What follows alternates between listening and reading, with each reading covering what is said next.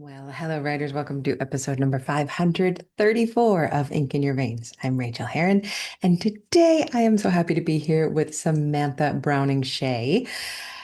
This is a fantastic conversation. Samantha Browning Shea knows about selling books. She is an agent, and we are going to talk about how it felt when her first book did not sell on submission and how she started again. We're really talking about the struggle here. I know you're going to enjoy it, and she's lovely. So stick around for that. Well, what has been going on around here? Well, first of all, I've got a Patreon question that'll be coming up after I give the what's going on update. So do stick around for that because it's a really good one about AI. But in the office here, what's been happening? What's been happening is Nano. I am still having so much fun. And it is November 20th. And a lot of times on November 20th, as I record this, when you're doing Nano, it's not fun. It's not fun at all. But this new way of doing it that I've been telling you about, this chatter draft that I'm doing, is working beautifully. And I was having a little chat with my pal and yours, Mona McDermott, the other day. And she asked, well, how does that work? How does that actually work? So I told her, and it was fun to talk about. So I'll tell you my process for this. And there is no okay, first of all, there's no process. This is like when we talk about things like skeletoning or basically anything else in writing. You get to make the rules on how these things work for you. But the way I am doing this very, very abbreviated, light, very fast, very short draft is that I'm telling it to myself. And what that means is I have a spreadsheet because I am a spreadsheet gal at heart. I'm not a plotter. I am not a planner. I have a very hard time planning things. To me, and I know to a lot of writers, inspiration of course does come when we're thinking about the work and when we're plotting and planning, but it really comes when we are in the scene and they're saying things and they're doing things that you didn't know they would say or do, and that's when the inspiration comes. Uh, but for me, when I'm writing a first draft, I can get really lost in the weeds and have 17 pages of a conversation that happens around a kitchen table in which I learn something about the characters and their feelings and their needs, but but no plot happens. So I'm trying to have a little bit less of that while still maintaining a space for the inspiration to arise. So I have a spreadsheet and I am keeping track of what happens in the book. This spreadsheet is only for primarily for keeping track of what happens in the book so that I can remind myself of it when I sit down the next day or the next week. I can go, oh, yeah, I did plan that happening last week because I am doing it so fast. It is so easy to forget what I'm planning. I call this reactive writing. Um, I have a I have a spreadsheet that I give away for it on my email writers list. So if you are not on my email writers list, you should be on there. You will get a copy of it. That's at rachelherron.com/write. But if you don't have it, just send me an email and I will send that to you. And I call it reactive because I write down what I've done and then I look at what I've done. Those decisions have been made. Those little scenes have already been decided upon. And on this day, say it's a Tuesday, I sit down and I go, oh no, what am I going to write? I look at what I've done and I react to it. And instead of spinning and looping and letting my mind think about all the million possibilities that I could choose and which one is right, I just make another decision of what is going to happen in the next scene. And I jot it down on the spreadsheet. And now I can react to that later. An existential problem that writers always have is how do I know if I'm making the right choice? We never know. Our choices are not right. They can't really be right. There's no right or wrong. We make them right by writing them later into their full existence. So we try not to worry about that at this early stage. So, and I'm also using this spreadsheet as a place to start my brain spinning. So today when I sat down, I was looking at scenes 24 through 30. And I had the numbers 24 through 30 written out and a blank space next to them. And so I sat down and I decided that scene 24 at this point in this chatter draft it's going to be from Jay's voice. So it's a J chapter, and then I start brainstorming what could happen in this scene. I know she handled that in the last one, and she's worried about this. So maybe in this one, and I'm just typing to myself, maybe in this scene she could be talking to L or A, and they could be talking about this. And maybe what are they doing? I'm literally typing these words out. What are they doing? I don't know what they're doing. What would be interesting and fun? I want this to have a cozy feel, a funny feel, but still it's pretty serious. So what could they actually be doing on the page while they're having this conversation rather than just having a kitchen conversation? And then I get an idea and I start to play with it with words in the spreadsheet. And at some point, I'm having enough ideas that I copy and paste everything I put in that cell over into my Scrivener document, which is going to be this scene for Jay. And then I just let myself go. I now have them in a place and I now have them talking about a thing. And then I follow them for a while. And what's been working for me the best in this is I, whenever I get stuck, I think a little bit. Maybe I'll think for a minute or 3 minutes about it. Oh, I'm stuck. Oh, what could happen next? Don't know what could happen next. But I don't have a timer on this, but I'm trying to remember to not get stuck for more than a few minutes. When I get stuck, great. I leap. I leave some spaces. I jump to the next thing that I can make up. Is it ridiculous? Perhaps. Is it boring? The thing that I think might happen next? Sure, let it be boring. Those kind of things are to fix later. So so now I'm writing in the Scrivener, and then at some point I run out of steam for this scene, or sometimes what's been happening is these scenes have just been fleshing out gorgeously, and I cannot wait to go back in and really put language in because they're mostly dialogue and a few stage directions. So I've got this scene over there. It's very short, usually between 2 and 700 words. And then I go back to the spreadsheet and where I had all that garbled mess, I take that out and I just put in the spreadsheet what actually ended up happening. Jay said this to A, and they rowed the boat across the pond, which in fact they did, um, in this chatter draft. And then when I look at the next scene, I can look at all the scenes that came before it. I can skim them over with my eye and I can react to it and decide what to do next. So I'm really moving backwards and forwards between this spreadsheet and my Scrivener, making the biggest mess I probably ever made in a draft. And it feels like it's hanging together and it's fun. I hope you don't mind that I just went into the details of that, but I love hearing details of how people try things in their own work, which is why this podcast exists. And if you want to try something like this for yourself, it has been super fun. You do not have to save this for your next book. You could try it today on your work. You could try it tomorrow on your work. See how it goes to really write the barest bones. And then as soon as you get stuck, jump, jump away. If your brain cannot make the connections between what you wrote and the next section, the next time you sit down, that's okay. It's just writing. If you can't make the connections, if you can't remember what you were trying to do, meh, think of something else. But usually we can remember and we can decide in revision if these scenes need to be connected, if they need to be there, if they need to be expanded or tossed out. I'm leaving everything. I'm leaving as much as possible for my future, smarter self. And when I do the revision on this draft, I'm going to do it the same way. And this is basically the way I revise anyway. I revise quickly through the draft, leaving every question and stuck point for my smarter future self on the draft that comes after that. And through these layers is where knowledge of the book comes and where surprise and joy comes. And this is, as we're going to talk about AI in just a second, this is the kind of thing that AI can't do.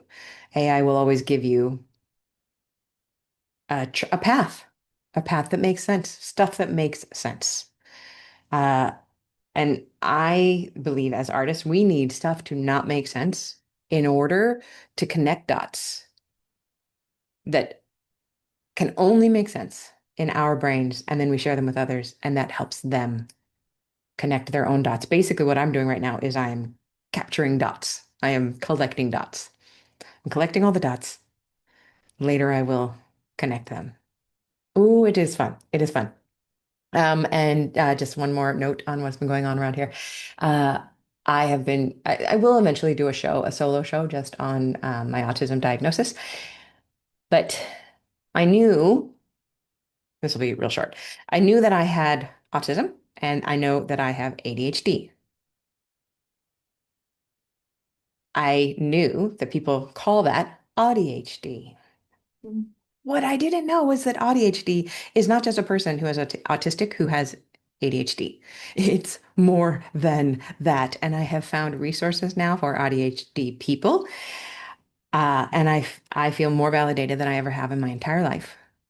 Everything that has always been a total freaking mystery to me about why I do or don't do the things that I want to do are explained by ADHD, not by autism and not by ADHD. It's by ADHD because and everybody's brains act differently and work differently. But there are overlaps. And for people with ADHD, what happens a lot is that the autism wants one thing and the ADHD wants the opposite. Some of you will remember that a long time ago, my writing coach really gave me this gift because I was giving her my eternal complaint of why is it that I love to plan? I have planners everywhere. All I want to do is plan and think about things and plan for things, and then I never follow through on a plan. And she said, "Oh, well, it sounds like you get energy from doing the planning and not from doing the follow through. So why don't you just keep doing that? Keep planning and don't worry about following through." And it blew my mind because that's what I was doing basically anyway. And I was accomplishing things because I was setting goals and then heading towards them and not getting there when I wanted to and not doing the things I wanted to, but I was still going in that direction. So I'd eventually get there. And now I know, and she didn't know, but now I know that my autism wanted the planning and my ADHD wants the spontaneity. It wants the don't tell me how to do it. I'm going to do something differently today. I thought I would want to do that at 9 a.m. on Thursday. Indeed, I don't. Indeed, I won't. And I do something else. And this keeps happening. The autism wants one thing, the ADHD wants another thing. And in the past, and I'm sure in the future, it's been a really large problem and one that makes me feel stupid and lazy and like I don't understand how the rest of the world does things. How do they do these things that are so monumentally impossible? I'll just brute force my way into it. And there's just this space and this lightness around the forgiveness that is blooming. This is the way my brain is. This is a developmental disorder inside the way that my brain was formed. It doesn't work like most other people's. And instead of being a total screw up, a total screw up, and I know that some of you who are listening are rolling your eyes and saying, Rachel, blah, blah, blah, blah, blah. You're not a screw up. That's not what the brain says in the middle of the night when you can't do what you want to do, when you can't get done what you thought you should be able to. Your brain says, screw up, you've always been a screw up. This is what you've always done. This is why you barely got through college in almost 8 years. This is why you got in so much debt because you didn't understand adulting. This is why you got, all of these things that I have tried to let go of for so many years. And knowing that I was ADHD did help, but knowing that I'm ADHD helps to the moon and back, to the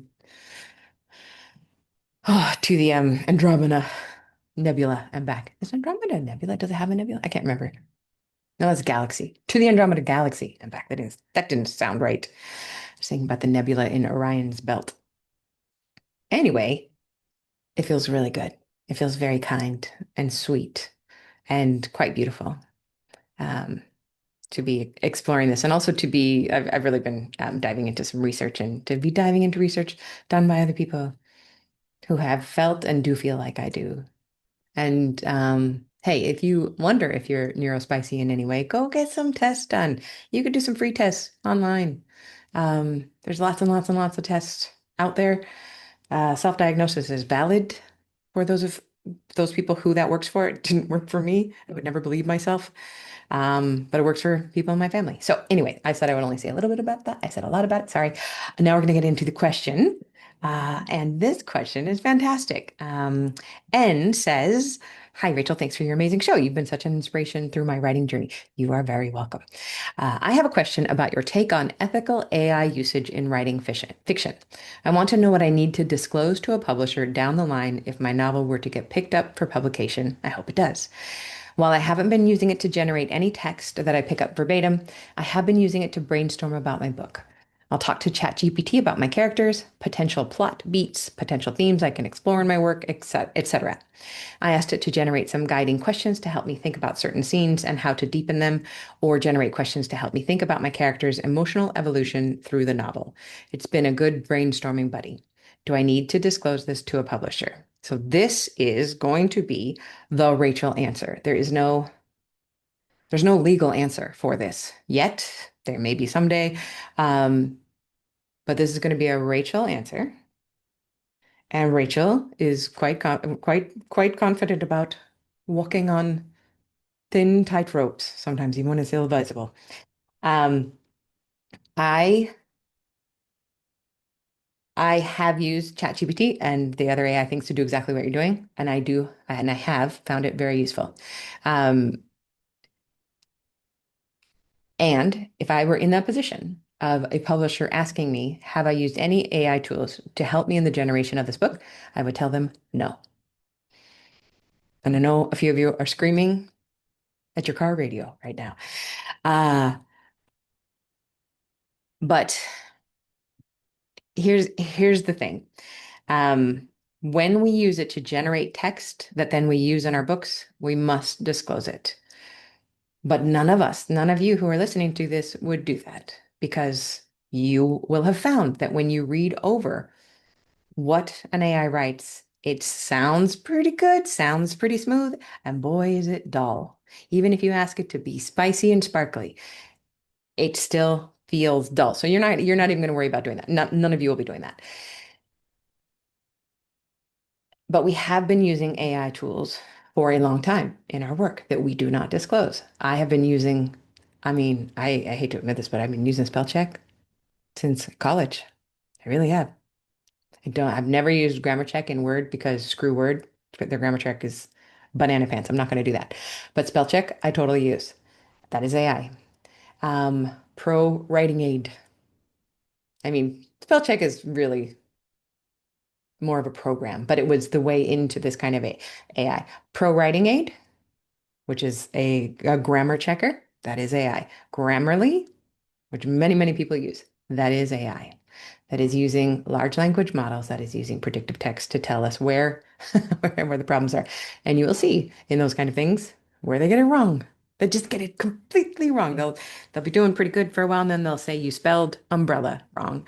And umbrella shouldn't go there and it needs a comma after it. And you're like, you are absolutely, you've lost the plot, Mr. Ms. Mix Pro Writing Aid. And I feel like the stuff that you are talking about here, the brainstorming, the talking about potential themes, those this is using a tool that is more powerful than something like Pro Writing Aid or Grammarly, but it's still a tool. It's not giving your brain the words. I really like this idea that you use, asking it to generate some guiding questions to help you think about certain scenes and how to deepen them. What you're doing there is you're not allowing the AI to deepen it for you because when we say, and I've done all these things, I've tried all these things out. When we put a scene into something and we ask it to deepen it or to make it richer, it then loses the flavor of our voice. It loses the humanity. Does it get good enough? Yes. Does it sound human? Sure. But it loses the humanity and the soul. Um, but asking it to give you guidance on questions you can ask yourself about deepening these scenes, I think that is incredible. What a great usage of that. Um, Generating questions, like you said, to help me think about my character's emotional evolution through the novel. Fantastic. What I like to use AI for is a sounding board that I, that I barely take ideas from. One of my favorite things to do is for it to generate a list of ideas for me to pick through. And this I will just throw this one at you right now. While I was brainstorming a scene for in the chatter draft that I'm writing, and I wanted date ideas set in a particular town in America. And I asked it to give me 50 date ideas appropriate for summertime in a certain town in America, and it gave me 50 of them. And what was funny is it really, really wanted to help more. Can I, give me the 50 and it says, can I help you aim this, towards a particular couple? Or, would you like a particular genre? What genre novel are you writing? How can I help you more? Would you like me to draft a first draft of a scene in which one of these dates happens? And I didn't. What I needed was those 50 scenes, and for me to reject all 50 scenes in exactly the same way I would reject everything that like when I talk about this with my partner, when I brainstorm with her, sometimes I hurt her feelings because she gives me a lot of plot ideas and I'm like, nope, nope, nope, nope, because my brain knows what's wrong. And in knowing what is wrong, I then usually come up with what is right. And even if your AI says, ooh, rowing across a pond, and in fact, the AI did said I could row across a pond. And then I took it and went, oh, is there a pond in the area? I went and found the pond, and I found a really good reason why they would row across this pond on a date. And that is just an idea that somebody on the street could have given me. That is not text that I am taking. So, long story to say, if a publisher asked me that using AI the way you are using it, I would say no, AI did not assist in the generation of this novel because it did not generate text. When it generates text, I believe little baby literary angels lose their wings. They're just rip right off. So don't do that. Uh, but those kind of really fantastic ideas about using it to brainstorm as a brainstorming partner, as a not very good brainstorming partner, honestly, most of the time, but enough to make your brain glow. All right, thank you for asking that. Okay, I have been going on long enough, but I will point out that that was a question from a Patreon member at the $5 a month and up level. And at that level, I am your writing coach. You can ask me anything you want, and I will answer it on the podcast. So thank you, Anne, for joining. Thank you for supporting. And I haven't had many questions recently because honestly, a lot of questions get asked over in Ink Village, and then they get the answer in video form as well as they can listen to it in audio form. But that's particular just to Ink Village. Both things are linked in the show notes, my Patreon and Ink Village. All right, let's jump into the interview. Samantha Browning Shea is an author and the vice president of Georges Borchardt Inc. Literary Agency. A graduate of Colgate University, Samantha lives in Connecticut with her husband and their two daughters. Marrow, which I loved, is her debut novel. And here we go with the interview. Please enjoy. Well, I am so pleased to welcome you to the show. Will you please share your name and pronouns with us? Samantha Shea, Samantha Browning Shea, and she, hers. Thank you very much. And Marrow is your debut novel. Is that It right? is. Yes, that is right. I loved it. I absolutely loved it. I haven't checked the publication date. Is it already out there in the world? It is, yes, September 9th.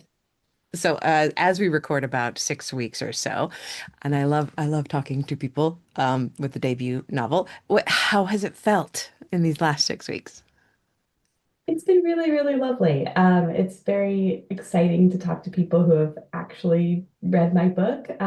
Before now, it was such a, I don't know, I could count on one hand the number of people who had read my book. So it's been very, very moving. Oh, I love that. So you are the vice president of a literary agency. So you're normally on the other side of this, right? So yeah.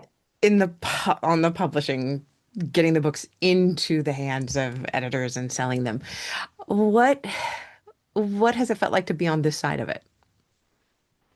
It's been interesting. I feel like I keep telling people I think that the process going from, you know, starting the book, writing the book up until publication day, I sort of knew what to expect during that whole process. There wasn't really anything that threw me too much for a loop and during that period of time. But from publication on the last like month and a few days, like I have been to my authors' events when they've been in New York, and I love to see them read, but I'm not a publicist. I've never like been on the road with them. And so everything from like September 9th on has been very new. And it's been it's been very enlightening. I think hopefully it's made me a more empathetic agent. I think maybe before this, I had thought of the publication period as being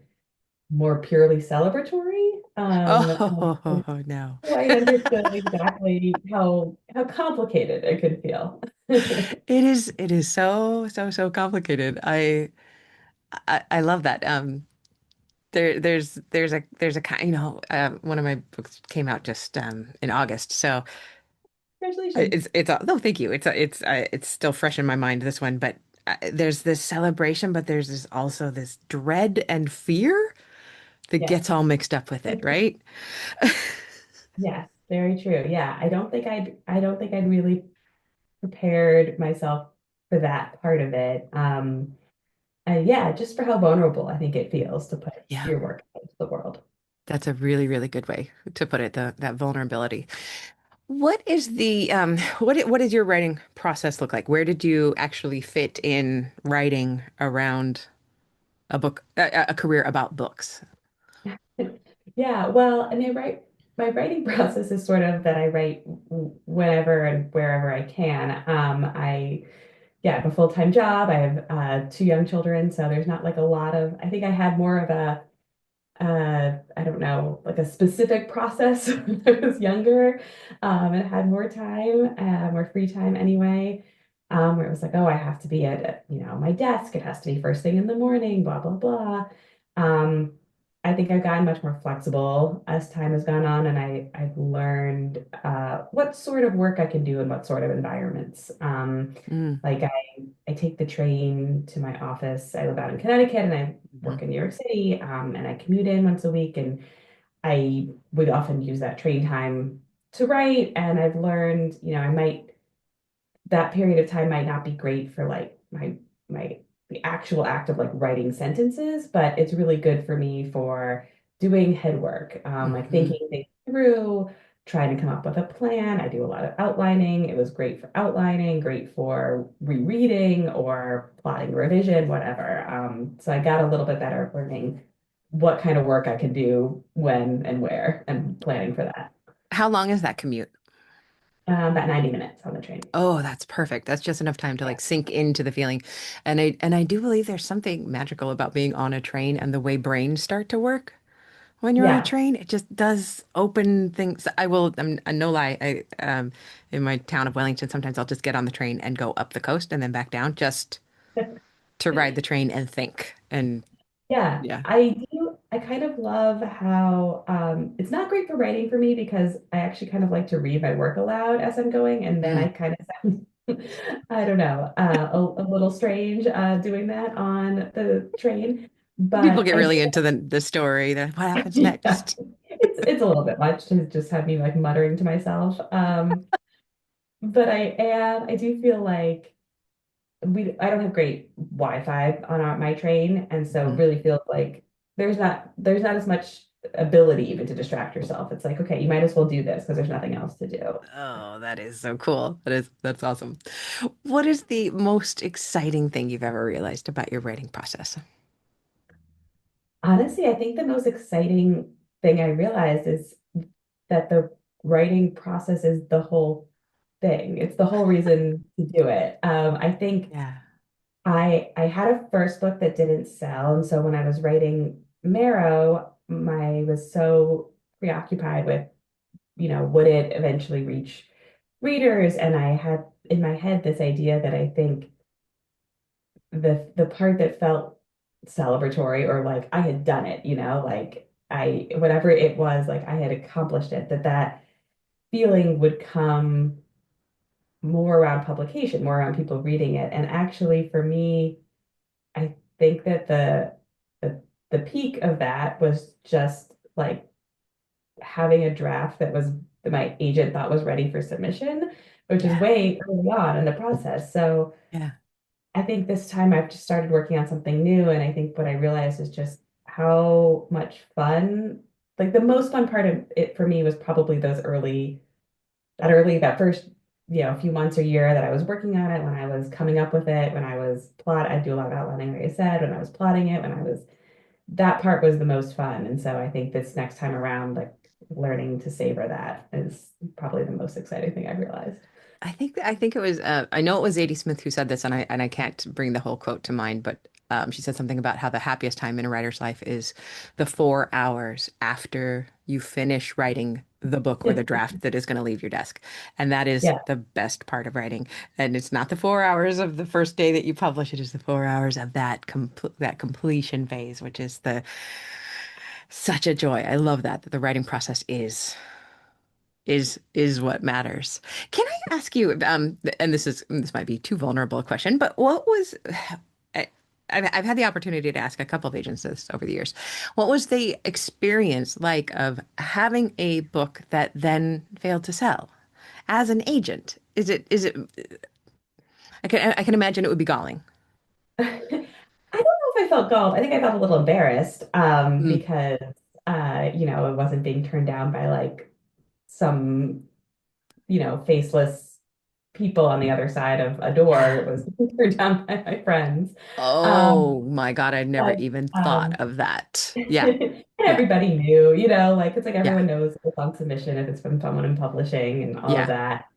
Um, but on the other hand, like, I'd seen similar situations happen with others. And um, I think so I've been at the agency I've been at for my entire career, 15 years, and Mhm, I learned an incredible amount there. But I think one of the most important things I've learned as a writer is, uh, you know, my boss has said this a million times, that the main thing he's seen that distinguishes writers who quote unquote make it and those who don't is that they kept writing. And it's actually quite rare for the first book, whether it's the first book published or the first book, you write or whatever, to be the one that helps you make it. I mean, it's wonderful when it happens, but that situation is actually much more rare than somebody who, becomes a name the average reader would recognize, mhm, their fourth, fifth, sixth book. And so I think I always, I had that kind of firmly established in my mind as something that's true about the industry. And mhm, so while it was embarrassing, it wasn't something, it was something I understood could happen. And looking back, something I think was for the best. I'm glad that Marrow was my first book. I think I grew a lot as a writer. I didn't get an MFA or anything, so I do think that first book was a lot of me learning how to write a book. And yes. it sort of makes sense that that might not be the book that's the best one then. I do have an MFA, and I believe they're completely overrated. And I didn't learn very much in those 2 years, but I learned so much from failing so often. Yeah, in my career, Great that's where I feedback. have learned. Well, thank you for answering that. What is the part of writing that you struggle with the most? The middle. So I feel Yeah. like yeah, it's something where I with Marrow, I knew how I wanted to start, and I came up with, the quote unquote twist. I knew how I wanted it to end. I knew what I wanted the big reveal to be, but trying to figure out what to do with the characters between, after the third chapter and before the like ninth chapter was challenging for me. And yeah, it's something I'm definitely paying like kind of specific attention to in what I'm working on now, trying to think it through. Um, it's what I've been reading for and a lot of writers recently to study how they do it, because yeah, I don't know, it's tricky for me.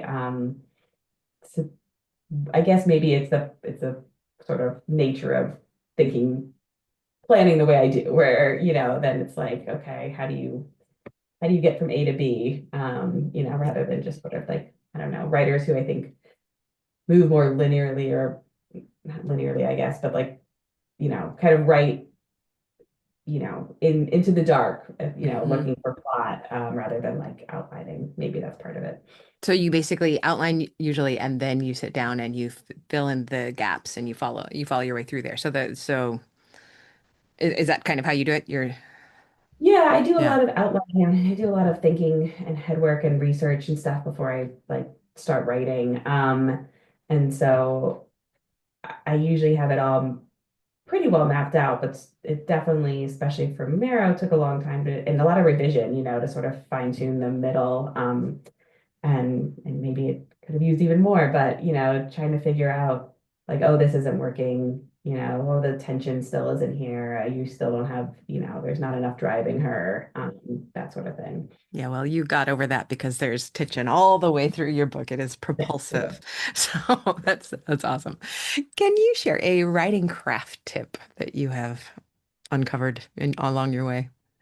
Um, I was trying to think of this. I'm not sure. Maybe because I didn't get an MFA or anything. I feel like I don't not told a lot of tips necessarily. But as much as I was saying there are issues with plotting, I do think that something I learned craft wise was for me how important outlining is. Hmm. That first book that didn't sell, I remember I finished the first draft and I was like, oh, there's no plot here. Oh my God, I've done that so many times. That I that wrote is my like MO. 300 Yeah. pages and there's Yeah. no real plot. There's Yeah. just I've got a like, there's premise. characters and they exist, but there's no plot. And so I think learning what works for me, I guess, is what I've learned. I remember speaking with the writer Annie Hartnett recently, who was talking about writers being either foragers or gardeners, sort of like Yeah. someone foraging for a story or for plot or for people who plan it out. And I do think I think recognizing which one I am and sort of trying to work to my strengths, is something that I found very helpful. So you are the gardening variety. You're the one who I am, plots yeah. out the garden. I- You buy the seeds. You think about the seed. This one's got to start a month before this one to make sure the soil is this temperature. Yeah. Yes, I have so much respect for the forager, and how their brains work, but it is very different from mine. I am sadly more of a forager, which creates problems in many ways. But I'm just as we're saying this, I'm realizing that is why I never get my garden in on time. You know, we're supposed to be planting out tomatoes right here now and in New Zealand, and I am there. I'm going to be buying starts from the nursery. So maybe I'm a forager all in. That's great. What is the kindest thing you've ever done for yourself as a writer? think um I think probably maybe what I'm doing right now on tour. Like I said, I have two pretty small kids. They're 1 and 3. Oh yeah.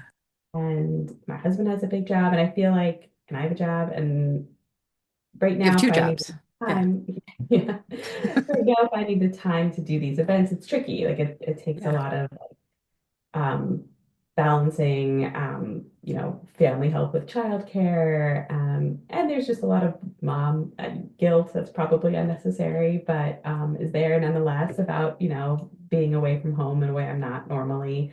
Hmm. Um, but you know, I think I want to do everything I can by Marrow, and that has been really motivating.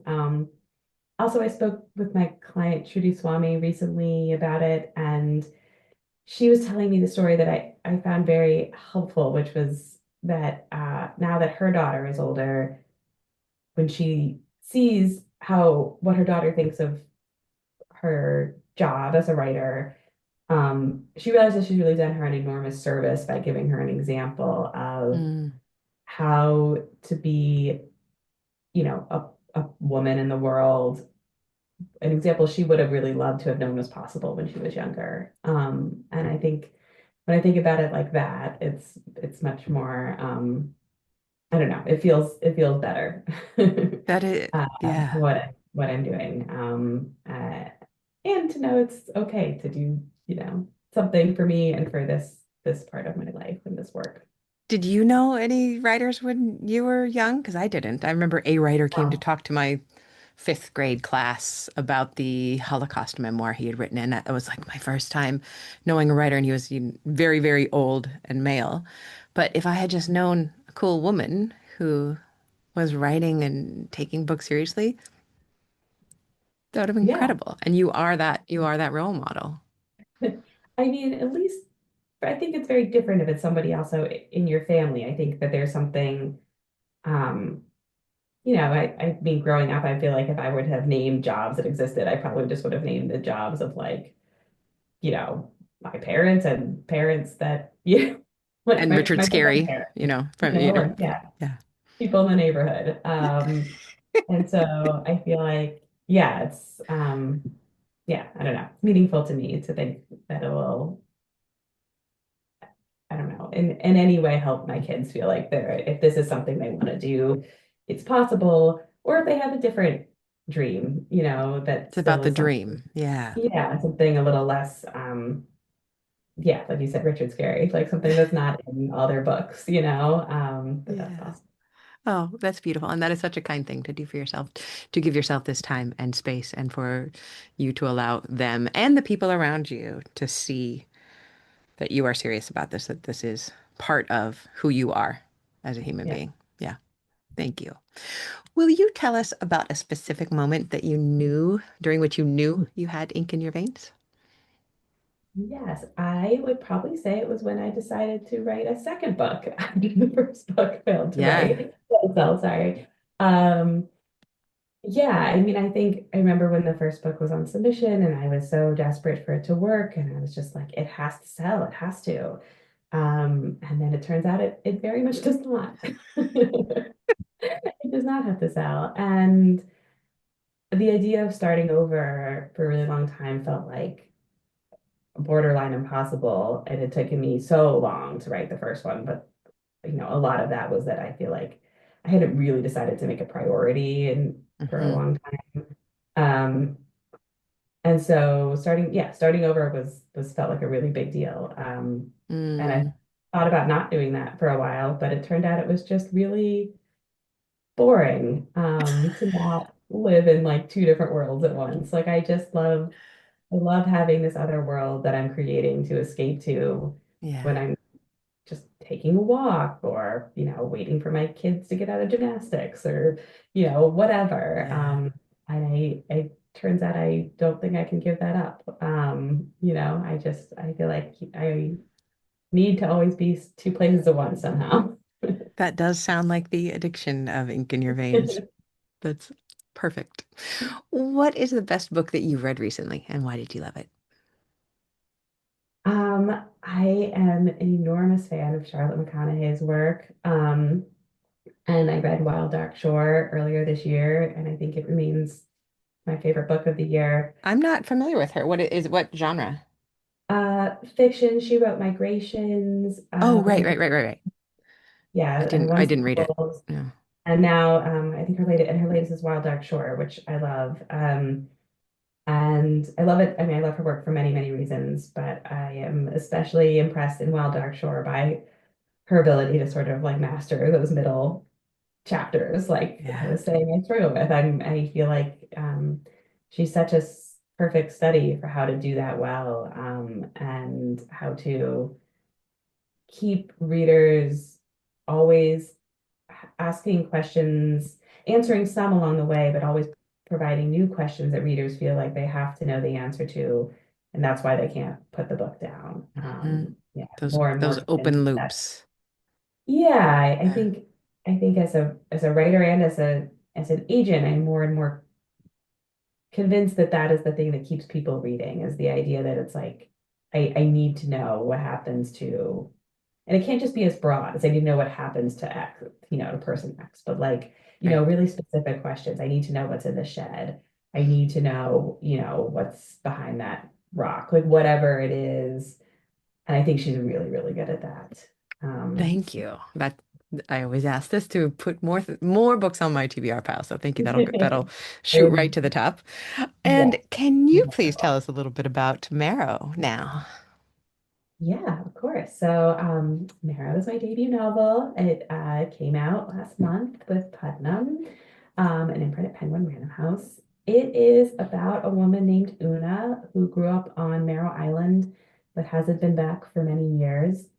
According to island lore, women can only come into their magic and practice witchcraft once they become mothers. So Una is pregnant but has been suffering from recurrent miscarriages. So even though her mother Ursula banished her from the island years ago, she's returned out of desperation. She believes that her mother's coven can help her carry this pregnancy to term, and she's willing to do whatever it takes to become a mother and come into her power. And there are secrets on this island, and there are those open loops and those questions that drive you forward.